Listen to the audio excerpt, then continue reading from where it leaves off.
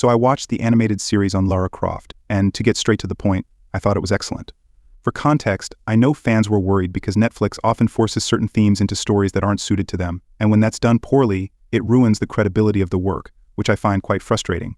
I grew up during the golden age of anime in Europe, with a preference for Japanese ones because I find them visually more appealing.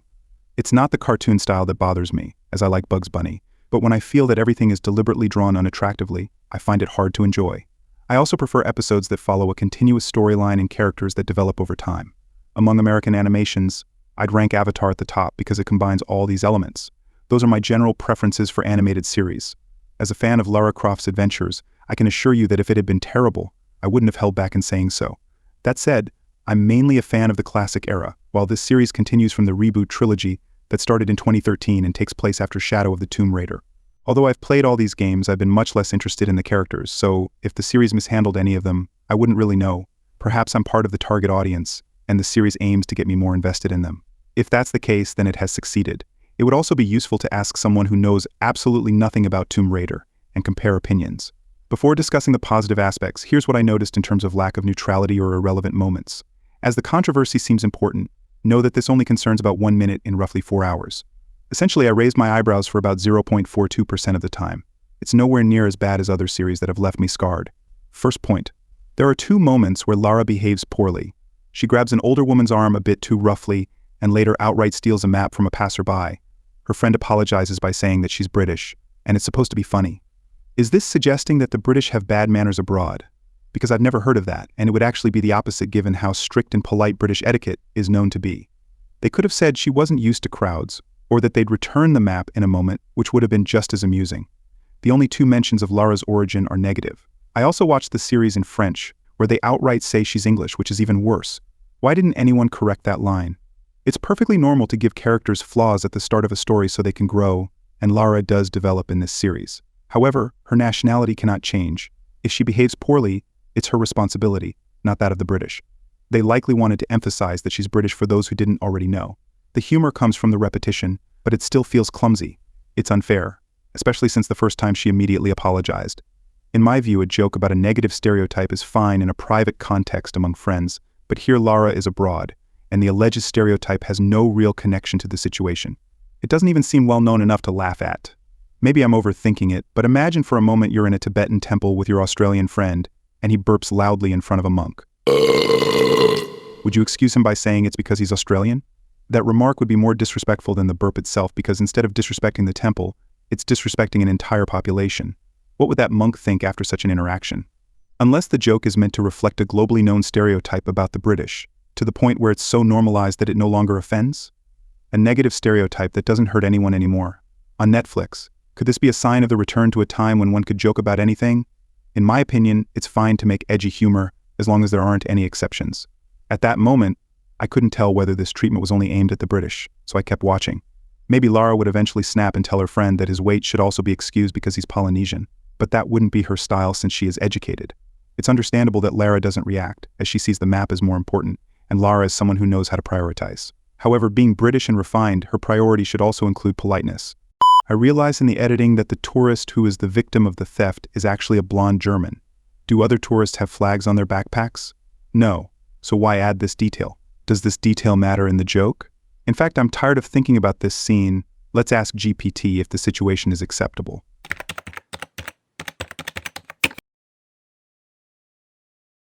Using nationality as an excuse for bad behavior, like theft, is not acceptable. It perpetuates stereotypes and undermines personal responsibility. Apologizing based on nationality is generally seen as inappropriate and dismissive. Okay, but are the British rude?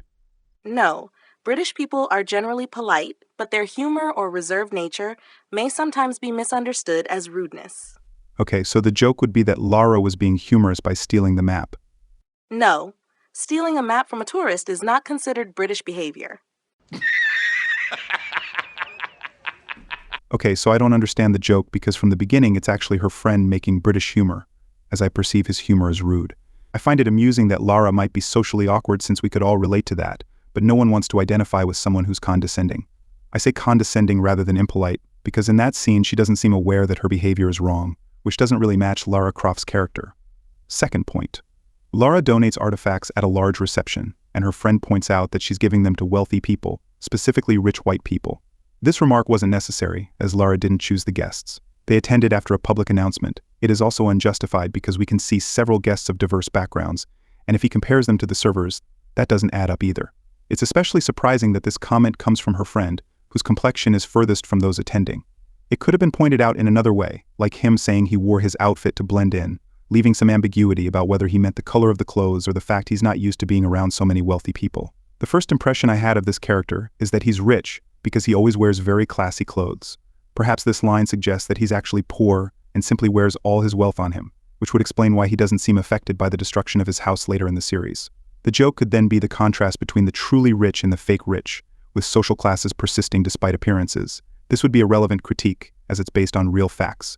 Too many people flaunt the latest smartphone while living in a very small apartment.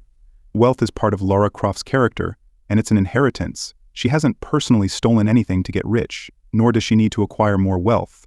That's why she can afford to eat crisps without caring about other rich people's opinions, and also because it may be a rare chance for her to enjoy this type of food, an experience more important than talking about money. We have another example later on where she shows curiosity about the ingredients of a traditional dish, which demonstrates that even when eating, she is investigating. Note that she plays cards with the servers and drinks straight from the bottle, which proves that she doesn't care about social classes. Many strong characters have an affinity for food, so it's no surprise that she gravitates towards the buffet. Of course, it's not very refined, but she's at home and does what she wants. From her point of view, she must think that wearing a dress and Converse is already enough.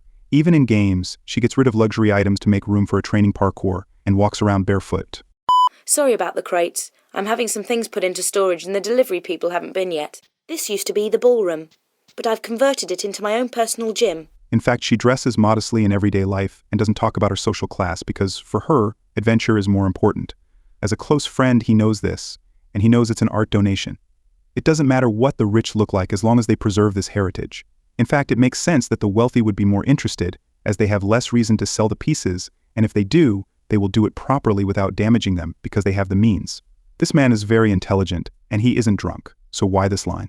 This small detail is likely a reference to British colonialism and how artifacts from various countries were taken and displayed. Another reference to this appears later in the series when we learn that China has a special international department dedicated to returning relics to their countries of origin after restoration, which according to ChatGPT is inaccurate. China has a department focused on recovering artifacts originating from China only. It's also awkward to accuse Lara of being a thief when she's an archaeologist, especially since in this instance, she's returning a relic to get information. In my world, we say thank you. Maybe it's a reference I didn't understand, and Lara really did steal something from them in the past, but it's still a low blow to the character. Lara seems guilty after this remark, but nothing in the series explains the motives for the theft. Lara is the reason you have a job, lady. It's not as if she's destroyed a piece of the Great Wall. I mean, not yet at least. Oops. If she were so disliked in China, she would have been arrested upon arrival. Even if we assume the series takes place in a different universe, it's curious to depict a utopian China while subtly implying that Britain hasn't always been as ideal. This is especially questionable given that the last British colony to be returned to its country of origin was Hong Kong in 1997. Meanwhile, China continues to enforce censorship, particularly against certain actors. In reality, the wealthy people at the auction wouldn't have all been the same, and Lara's friend, carrying a sword, would have been stopped upon arrival in China unless he'd obtained prior authorization.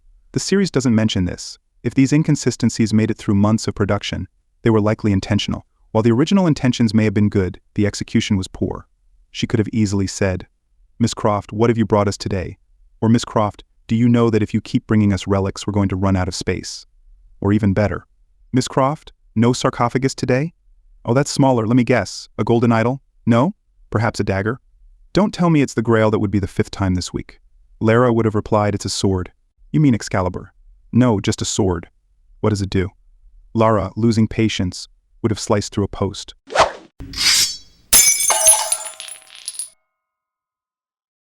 Wow, that's very impressive.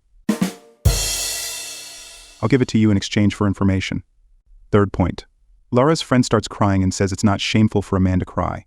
This was unnecessary in a context where his masculinity hadn't been questioned by anyone. Lara tells him she loves him, which is clearly meant as friendship.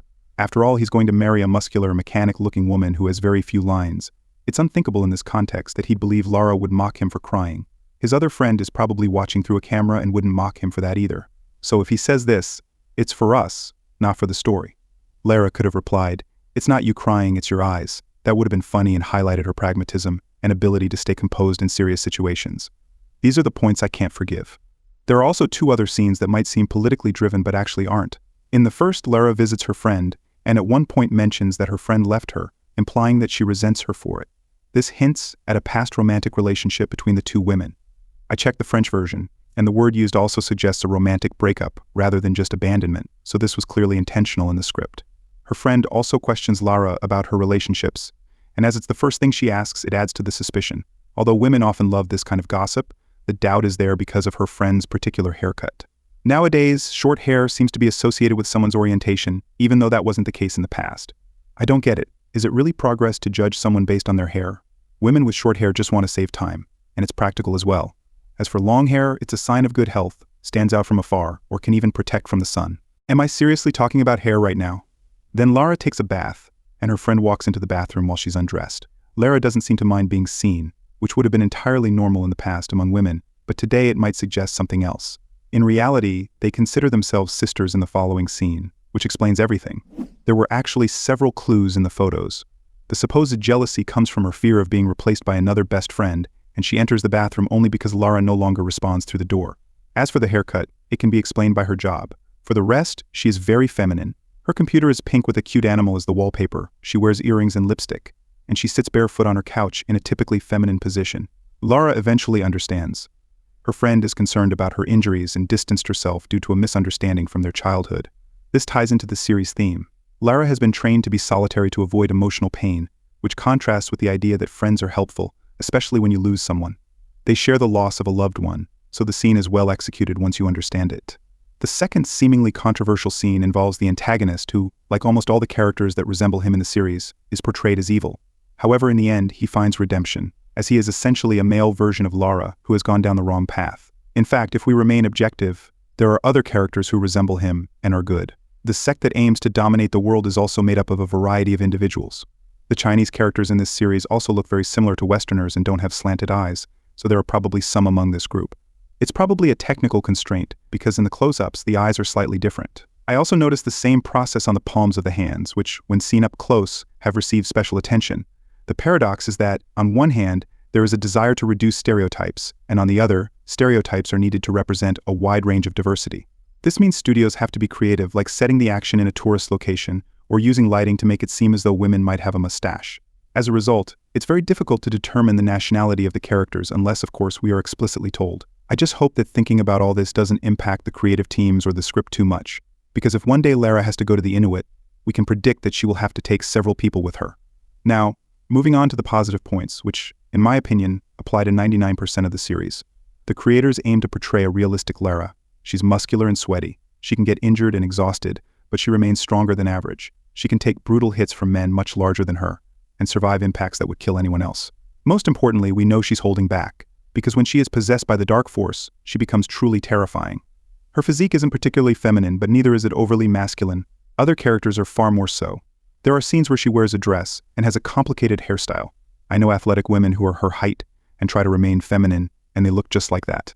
What I mean is that if this Lara seems less feminine than usual, it's not because they wanted to make her look like a man, but because she is realistically trained.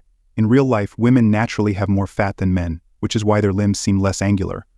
When a woman exercises a lot, she burns this fat and increases her muscle mass, which accentuates those angles, just like with men in their natural state.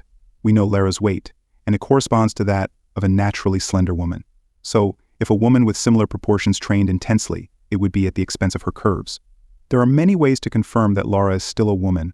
Through her hip proportions, her chin, lips, and brow ridges, she's just extremely muscular.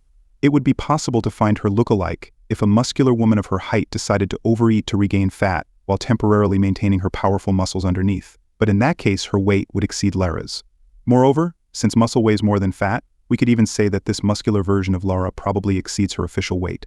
Does she act like a man or a woman? I didn't question it during the viewing, as it makes no sense. Lara acts like Lara. It's the situation that determines how she behaves, which is the principle of a badass character. If the situation requires her to take off her shirt and run in front of a crowd of men, she will do it. In that moment, she will completely forget that she is a woman. This is something that the first film also understood when she undresses in front of her butler. She needs to take a shower. That's her priority, so she undresses. Being Lara is very straightforward. The same goes for her hair. She ties it up because it's more practical, and having long hair can sometimes be useful. for instance, to behave like someone with long hair. About the scene where she eats crisps dressed as a diva, is this behavior masculine or feminine? Neither. It's behavior of Lara, and that's what makes it funny, the dress being merely a strictly ceremonial disguise that allows her to hide her weapons underneath, and the series shows this. At another moment, she disguises herself as a tourist to blend in, choosing the most eye-catching shirt possible, yet no one notices her. Then, in another scene, when she wears her traditional outfit, the crowd believes it is a disguise. It's comical, because from her perspective, looking normal is always a disguise. As for her abilities, we see her making great leaps and performing acrobatics, which is crucial. There are also some original surprises in how she uses her grappling hook. From the narrative viewpoint, we know she lost her father, and she briefly mentions her mother. She owns Croft Manor and lived there, but doesn't want to, because it brings back too many memories. Personally, none of this shocked me, not enough to stop watching. She doesn't have her signature braid, but this isn't classic Lara, and her backpack is a bit too big. She always wears an earpiece, even when she sleeps, and has a camera built into her torch. This means her friend is in constant contact with her via satellite link. Her technology is very advanced, perhaps a bit too much, but not unrealistic either. The manor is faithfully represented, and that's enough for me. Regarding the voices, I watched several versions, and overall she seems a bit younger than usual, with a clearly feminine voice. You can feel the emotions of the characters. In this aspect, the voice actors are skilled. I still have doubts about whether the dubbing teams in all countries have the ability to adapt certain passages of the script, or if they are required to follow a fixed translation. What I am certain of is that they do not have enough time to do this properly, and the quality control is not optimal. For example, in the English version, Lara claims that a temple was built 900 years BC, which is approximately 2,000 years before Machu Picchu. This is relatively accurate, within a margin of about 350 years. However, in the French version, 2,000 years became 200 years. Of course, not everyone may have caught this mistake, but it is significant because it's the first time Lara offers her expertise in the series, and it makes her look incompetent. Since the subtitled version correctly translated this line, I assume the error occurred during dubbing. There must have been many people capable of correcting this before publication, yet it wasn't addressed. I might be nitpicking, but this kind of thing is like a scratch on a new car. It reminds me of the time they translated The Last Jedi as The Last Jedis. Disney noticed the mistake, but it was never corrected. Even now, the French version of a film with a $300 million budget has a mistake in its title. Genius. Graphically, it's flawless, with scenes that surprise me due to how immersive and daring they were for an animated series. My favorite is when the rocks collapse into the river. The camera movement, the water splashing over the screen, the perspective. We are getting closer and closer to the scenes we could see in animated films. Some details are also remarkable, like the lighting effects that add volume. Each episode's title sequence is animated according to that episode's theme. In terms of animation, it's clearly superior to what the studio has done previously. I didn't notice any unfinished drawings in the movements.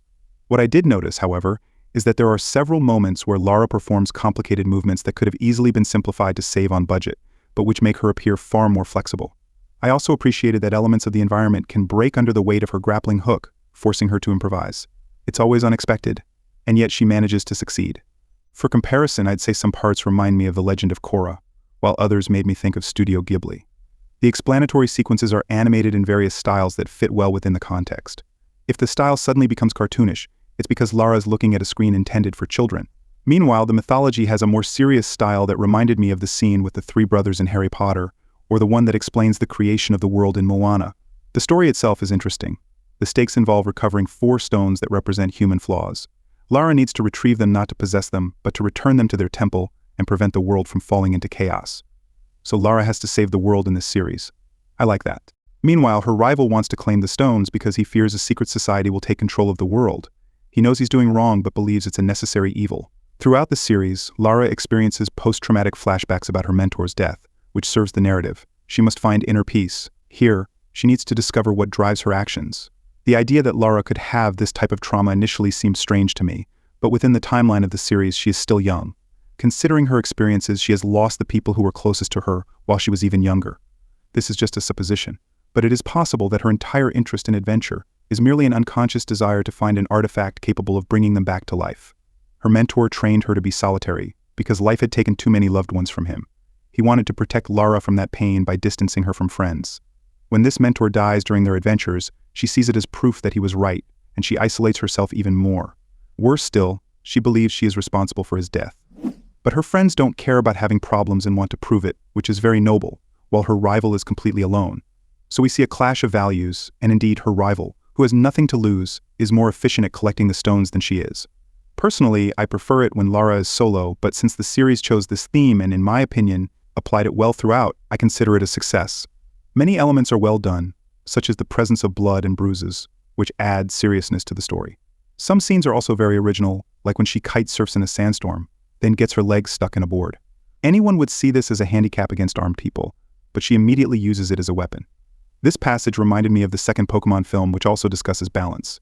At one point, Ash finds himself in a similar situation in a frozen desert, and he also improvises a kite surf, except that the kite is his Charizard, which is probably even cooler, I suppose. I should one day make a tier list of the coolest things, like fireworks, sandcastles, ducks, kites, Lara Croft. Let's talk about Lara. She frequently uses her deduction skills and reads inscriptions in foreign languages. There's great attention to detail in the texts, even when they're not on screen for long. I did, however, notice a spelling mistake in French on one image, but I forgive it since French is a really difficult language. I also appreciated the use of the accent on the capital E in the banner, a detail often forgotten nowadays. I translated the Chinese text too, and got results close to what she says. I've more or less understood the animation team's process by looking at their previous projects. Each episode contains at least one large animated sequence with a cliffhanger at the end. This means the series has at least 8 major epic scenes that are worth watching. The first episode sets the style and introduces the story. The following ones develop the plot. Events accelerate halfway through, and the final third is epic. Some episodes are also 10 minutes longer than others, which means you don't get used to their duration. Then you think it's the end, but there's actually another unexpected scene. I believe the environments are partly created in 3D because the settings make sense, and this was already the case in their previous series. This approach ensures that when the camera moves, the background behind the character remains coherent and detailed, enhancing immersion and perspective. When we see Lara move between 2 points, the distances feel logical, and the perspectives appear natural. This technique likely allows for easier adjustments compared to traditional methods, and in some scenes, the visuals are close to photorealism. The team can also rotate the camera during action scenes, which happens frequently, even with certain characters or objects in the background. It works well with dynamic lighting as well. I was wrong about Lara on the bike. She's actually highly skilled. I hadn't seen such mastery since the famous bike scene in Golden Boy. However, I was right about her chases always ending badly for her vehicles. I also laughed at the slide gag in the manor. What were the chances of a slide being mentioned there, especially when it's a recurring joke for the AI? I found a giant slide. A few days before the series, I even posted a video showing Lara sliding inside the manor. What a funny coincidence. Oh, and there's also a ghostly fox spirit in the series, along with evil gargoyles. How could you not enjoy that? Some scenes are genuinely frightening and reminiscent of the hallucinations caused by Mysterio in Spider-Man Far From Home. In terms of Easter eggs, I didn't notice too many, but they're there. At one point she says her signature aha, and there are several instances where she applies her when I want to be careful I walk method. There's also a completely secondary guard who bears a strong resemblance to He-Man, which is amusing given that the team worked on that series just prior to this one. The music is mostly subtle, but the main theme fits well with the action. Any scenes involving mystical places are sonically breathtaking. I was initially concerned that her pistols would be censored since she only gets them at the very end of the series. This suggests that she may have abandoned them in favor of her bow and ice axe following the trauma from the firearm incident in the first episode. I like the idea that basically when Lara is walking around with her pistols, it means she's not messing around anymore.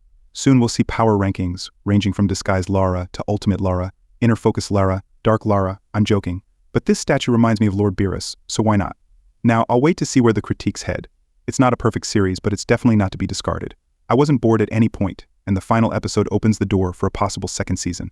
Since the first story is complete, there's room for changes. You've likely noticed that the next remaster was announced at the same time as this series release. It's no coincidence. We know the game team listens to fans, so we can hope the license holders are being cautious. For a Netflix series, they've managed the modern demands placed on such platforms quite well, and we're far from witnessing the destruction of Lara Croft's character. In my opinion, they understand they can't tamper too much with Lara Croft, as has become the trend with other franchises. The idea is probably that some people need to identify with a character's physical appearance to appreciate them, which makes no sense from a long-term marketing perspective, because they will never be able to please everyone. It's all probable that major changes generate more controversy and clicks, which will only work for a while. In the future, AI will allow Lara's appearance to be changed mid-viewing, and these issues will be resolved, as they'll have access to statistics on the most popular versions of Lara. And the marketing that doesn't benefit from this technology will simply choose the democratically elected version, the one that will generate the most money. Lara is immune to such reckless changes because her appearance is tied to her personality, and her personality to her role. For example, she needs to be beautiful because she's constantly covered in mud and disheveled during her adventures.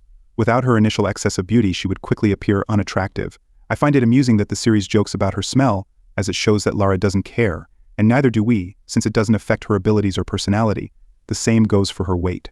She's slim because she's athletic, and she's athletic because of her adventurous personality. To alter her physique would be to alter her character. No one would believe that an overweight Lara could perform acrobatics, or else it would no longer be sold as realistic behavior, and we would move into the realm of superheroes, where there is too much competition. This is why the only things that have changed over time are her height and haircut. Even if she were to prefer women, it wouldn't change anything since she doesn't have time for romance anyway. Focusing on that would be less profitable than focusing on the rest. As for her feminine curves, it would be risky to alter them, given that 90% of players are men, and we know this is what catches the eye the most. There's no way they'd make her into a man, since she is the most famous strong female character in the history of video games. That leaves her concentration of melanin, but since she's often in the shadows, a lighter level helps with gameplay, because she's simply more visible on screen. As it seems that distant historical events must continue to be referenced through her character, it would be complicated to do so if she were less visible in the moonlight. The result is this series in which Lara is just fine as she is. Any changes are minimal. In fact, Lara's appearance was originally designed to match the image of the ideal female body of her time, because it's more marketable and the goal of a game is to make money. Over time, this appearance has been adjusted according to the norm. So if tomorrow the norm considers that a beautiful woman has large ears, Lara will have large ears. What's being criticized here is that this muscular appearance doesn't align with what the current norm deems most attractive, which is tampering with a fundamental pillar of the character. But as I said, there's no need to panic. They wanted to add friends to build a story based on her solitary personality, knowing that developing these characters would come at the expense of her adventures. To avoid this problem, they chose the best solution, having the characters follow her, which meant they had to make them strong. If they weren't, they'd appear as helpless and weak, which would be impossible since these characters are meant to represent positive individuals the audience can relate to. Zip is considerate because he takes care of the manor in her absence. He's competent and reliable. Sometimes he's afraid, but this makes him courageous when he acts despite his fear. Camilla holds a high-ranking position at Interpol. She's not comfortable underground, but she's capable of acting with her own team. Jonah is a golden friend, sensitive and understanding. He loves food, which makes him endearing. Despite all this, they don't overshadow Lara, and their presence highlights her personality and strength. In confrontations, it's immediately clear that she is much stronger than them. For example, when scared rats and bats appear and rush into a hole, Camilla finds it disgusting, but Lara points out that it's not normal behavior for these animals. This exchange is amusing because it shows how unafraid Lara is. She doesn't offer comfort either. By saying nothing, Lara indicates that if Camilla wants to investigate with her, she needs to be tough. This shows that for Camilla, friendship is more important than fear, which gives her a brave side. It's a perfect example of show don't tell. She didn't even notice that despite the absence of danger, Lara instinctively protected her. In fact, we all know that Lara cares about others, and this dates back to the origin of the character, where she throws herself at a pack of wolves to save a guide she doesn't even know. Her friends don't notice these gestures of care because they happen at moments when their attention is focused elsewhere. In the following scene, it's Lara who is afraid, and her fears are far more terrifying than rats. She envisions her own funeral with the seats filled by her deceased friends, and she's depicted as a child. This series placed a child in a coffin, and it wasn't censored. It's the screams of her friend, who's still alive and in mortal danger, that bring her back to reality, showing that deep down Lara does care about others, and that she also has the mental fortitude to resist hallucinations. This is also evident later when she masters the Stone of Power through inner calm. In fact, with no real weaknesses, Lara's greatest fear is herself. She fears losing those close to her because of her actions. The goal is for her to learn to find harmony in this fear, because the importance of friendships outweighs the fear of losing them. This ties into the theme of chaos and world balance.